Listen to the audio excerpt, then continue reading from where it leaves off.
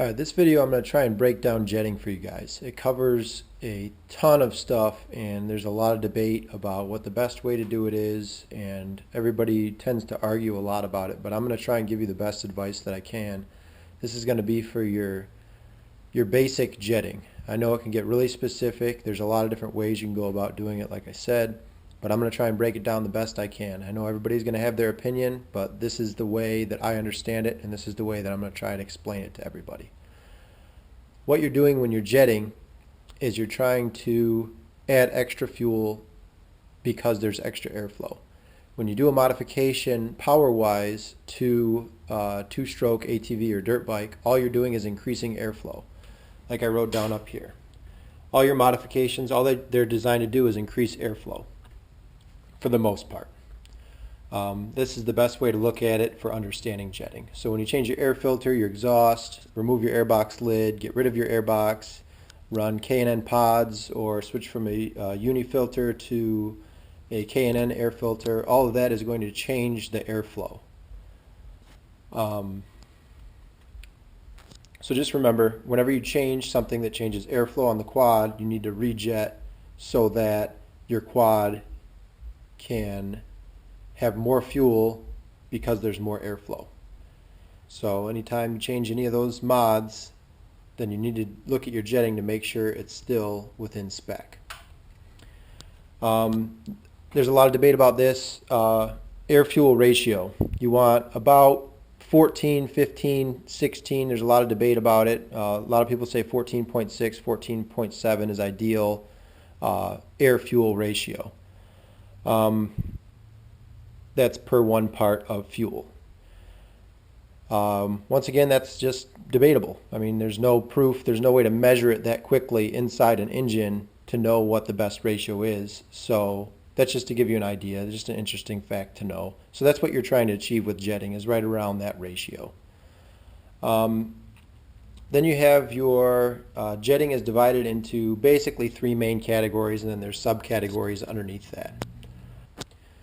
Once you have your mods set up, your airflow isn't going to change as of what I'm talking right now. It will change with altitude and air temperature and all that, but I'll get to that at the end. I have that down here under the other section. I'll explain all that at the end. So once you have your mods set up, your airflow on your quad isn't going to change. The only way it will change, as far as we're concerned right now, is if your air filter gets dirty. We're going to assume you have no intake leaks. We're going to assume you have no exhaust leaks. We're going to assume that your air filter is properly oiled, properly secured, and that it's a perfect world and that nothing ever fails. So your airflow is constantly going to stay the same. So what you need to do is you need to change your jetting to try and achieve that 14-15 air-fuel ratio to 1 part fuel. So your first jet you're going to look at is your pilot jet. Your pilot jet is going to control idle up to about an 1/8 throttle. Once again, that's debatable. That depends on the type of carburetor. That depends on the type of quad. It can go anywhere from 1/8 up to 1/4, right around there. Each one of these is going to slightly overlap. So your pilot is going to affect your needle, and your needle is going to affect the pilot. So as you push the throttle, you're going from your pilot on up, and then it's going to slowly interchange over to your needle jet, and then it's going to slowly change over to your main jet. So if you have a bog between 1/8 throttle and 1/4 throttle, let's say, it could be wrong size pilot jet, or you might need to mess with your needle jet. So there's a window where they both overlap. It isn't necessarily just your pilot or just your needle. You might need to change both of them. Pilot jet is going to control from 1/8 throttle down to idle. So if you're having a problem in there, if it's backfiring, if you're following plugs, if it stalls, then you're going to want to get an idea of what pilot jet you have in your quad and whether or not you need to change it, whether or not it's within spec. From there, pilot jet, I'm going to go down to the subcategories. There's your pilot jet, which is located usually next to your main jet in a separate tube, and it's just your pilot jet has a hole drilled through the middle of it. And the bigger the number, the bigger the hole. So if you have a 25 jet and you go up to a, let's say 27.5, then it's going to increase fuel flow. All that flows through this jet is fuel and oil in the case of a 2-stroke engine. And so the bigger the number, the more fuel. Anytime you need more fuel, it's because you need more, or you had more air. So pilot jet. Once again, I can't tell you what one you need. You need to get on the forums, get on Google, just check it out, try and find out a ballpark of what size pilot jet you need. Usually on a Banshee, you have a stock 25, and if you're going to do any mods, pipes or up, then you're going to want to go up one size, which would be up to a 27.5, which is what I have in my Banshee. All right, the other part of the pilot jet is your air screw. Your air screw is going to control the amount of air that goes in with that pilot jet. Since you can't control fuel because that's a set size hole, you control the air, which is through this screw. All this screw does is it's a little tapered screw with a spring on it, and as you adjust it in and out, it allows more air when you screw it out and less air when you screw it in.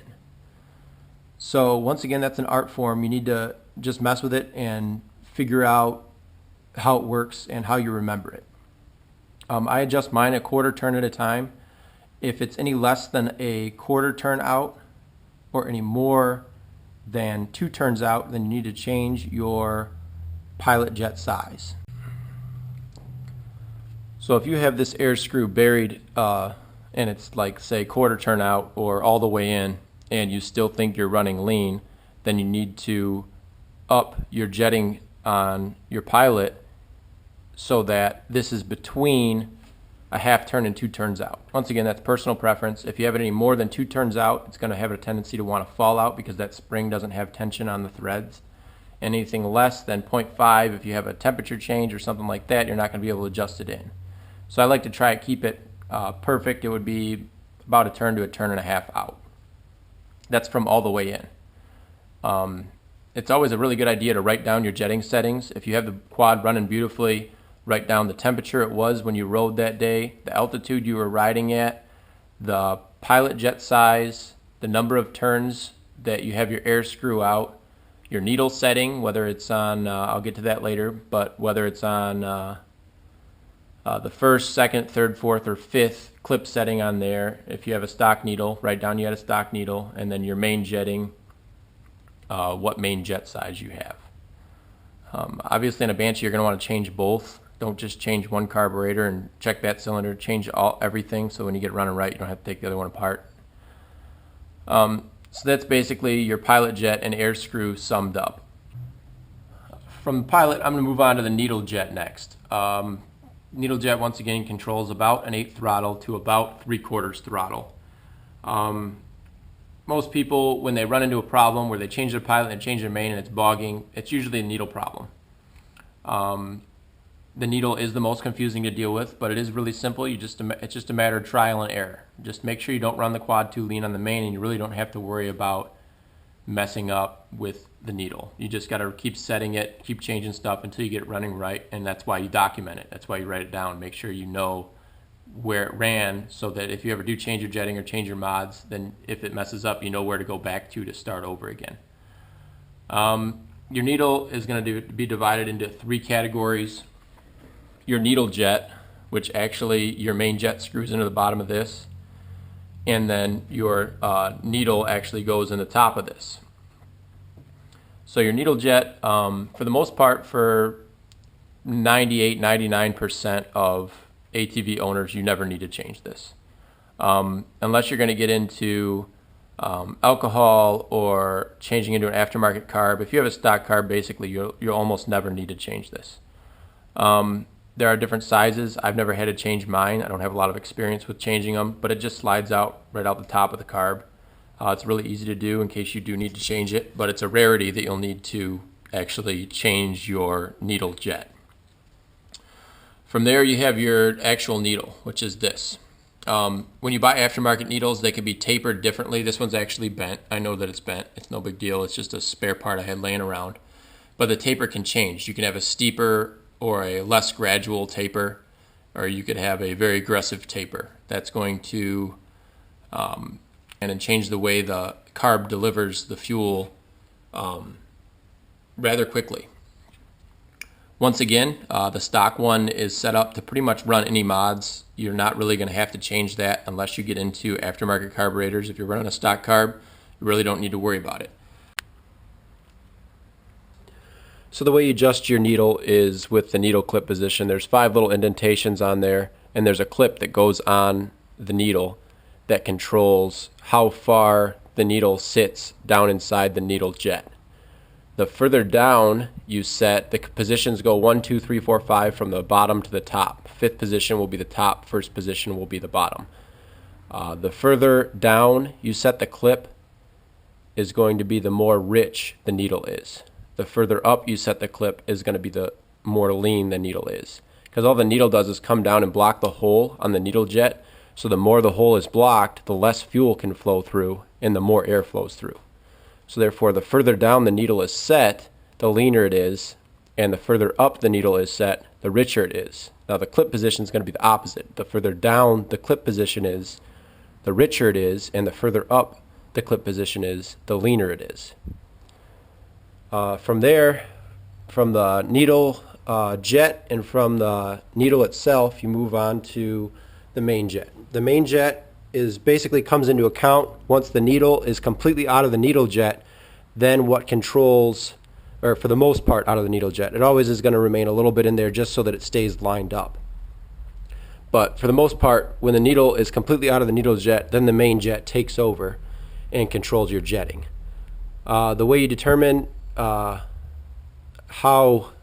accurate your main jet is, one of the ways you can determine it, it's debatable. Some people agree with it, some people don't. It's a plug chop, and I'll do a video on that, but basically what a plug chop does is you fire up your quad on a used set of plugs, whatever plugs are in it. You get a brand new set of plugs, you warm up the quad, put it in the brand new set of clubs, run it, or set of plugs, run it up to 5th or 6th gear, run it open, wide open throttle on 5th or 6th gear for about 5 or 6 seconds or so. Pull the clutch, kill the motor with the kill switch, coast to a stop, put your old plugs that you had in before you ran the test back in it, and then you take the plugs that you only ran through those 5, 6 gears, and you cut off the threads, and then you look at the plug, and based upon how light or dark that plug is, that gives you a somewhat accurate reading on how close your jetting is. The darker it is, the richer it is, and the lighter it is, the leaner it is. And once again, like I said, I actually have a video in the works right now on how to do that. I'm actually going to use this cutoff wheel right here to cut off the plugs to show you guys how to do that test. So there's your jetting breakdown. Some other things you need to take into account for are air temperature. You know, for about every 20 degrees, you want to change one jet size. So that's just, you know, an estimate. It could be more, could be less, depends on a few other things as well. But if you're going from 70 degree temperatures to 30 degree temperatures, you're going to want to change about 2 jet sizes. And that's just a ballpark, just basically to keep your motor from blowing up. You do need to fine tune, in my opinion, every time you have a, I'd say about a 15 or 20 degree difference in temperature change. But that's not critical. That's just if you want the machine to run properly. If you have a big temperature change, then you're going to need to change your jets, without a doubt. Altitude's going to change your jetting as well. The higher up you get, the less dense air is, so you need to take an account for that. And then also your mix ratio. A lot of people get very, very confused how your mix ratio changes your jetting. I'll do a whole separate video on that because there's a lot of things to take into account for when you do decide what mix ratio to run. Some people just say, oh, well, I want to run 20 to 1 fuel oil because I like to have a big black smoke, a cloud, you know, behind me so that I know that my engine's getting lubricated. Well, it's doing more harm than it is good, and I'll explain why in a separate video. Just know that mix ratio, the more oil that you run, the leaner your engine will run. Meaning that there will be less fuel because oil is taking the place of that fuel. So I'll do a whole separate video on that and explain how that works. But like I said, that's a lot of information to take in, and this video is already really long. So that's my breakdown of jetting for you guys. I really hope that this helped. If you have any questions, feel free to ask me. I'm only really familiar with stock carbs as far as if you want advice on a ballpark jet to throw in it to run your tests and everything. That's the 28 millimeter Mikuni carburetor that I'm familiar with. The other ones I'm not, but if you ask a question on here, maybe somebody else will chime in and give you some advice on what jets you can run.